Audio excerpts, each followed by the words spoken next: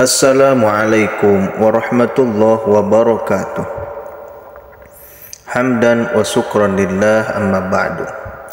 Ikhwani fillah yang dirahmati Allah subhanahu wa ta'ala, dimanapun kalian berada, semoga Allah subhanahu wa ta'ala selalu memberikan kesehatan kepada kita, baik jasmani maupun rohani, memberikan kemudahan dari semua kesulitan-kesulitan ujian yang menerpa kehidupan kita saat ini. Allah subhanahu wa ta'ala selalu memberikan jalan keluarnya, selalu meringankan beban-beban kita semua. Dan semoga Allah subhanahu wa ta'ala selalu melindungi kita. Ikhwani fillah yang saya cintai, sebelum saya melanjutkan video ini, maka dimohon untuk mengisi sholawat di dalam kolom komentar agar channel Sidangur TV ini semakin berkembang, semakin memberikan kemanfaatan, semakin memberikan kebaikan kepada diri-diri kita semua. Ikhwani fillah yang dirahmati Allah subhanahu wa ta'ala, ketahuilah bahwasanya kita sebagai manusia pasti dan pasti selalu melaksanakan kesalahan, selalu berbuat dosa dan kemaksiatan. Itulah manusia, tidak luput dari kesalahan. Akan tetapi bukan berarti kita bertahan di dalam kesalahan tersebut, bertahan di dalam kekhilapan, kemaksiatan, di dalam dosa. Ketika kita bertahan di dalam kemaksiatan, tidak mau kembali kepada Allah subhanahu wa ta'ala, maka disitulah murka Allah subhanahu wa ta'ala akan datang. Kehidupan kita akan sempit. Mungkin Allah subhanahu wa ta'ala lancarkan duniawinya, mungkin Allah subhanahu wa ta'ala kayakan dirinya dengan harta benda, rumah mewah, mobil mewah dan lain sebagainya. Akan tetapi sebetulnya dia telah diazab oleh Allah subhanahu wa ta'ala dengan azab yang sangat pedih. Hakikatnya dia bahagia,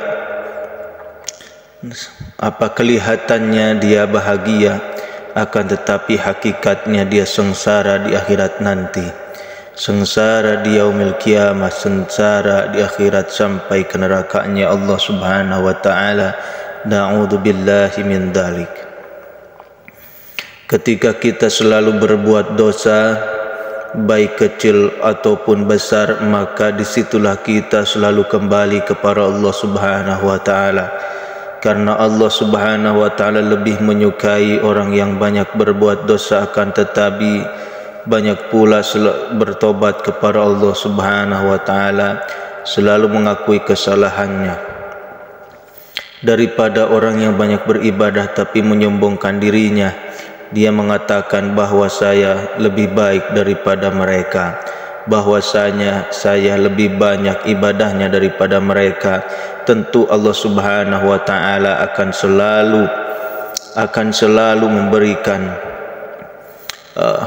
selalu memberikan kebaikan kepada diri saya, akan selalu mengampuni saya dan lain sebagainya.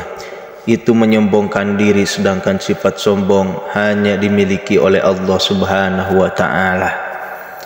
Maka oleh karena itu janganlah kita menyombongkan diri, marilah kita selalu kembali kepada Allah subhanahu wa ta'ala, bertaubat, mengamalkan amalan yang dianjurkan oleh baginda Nabi Muhammad SAW.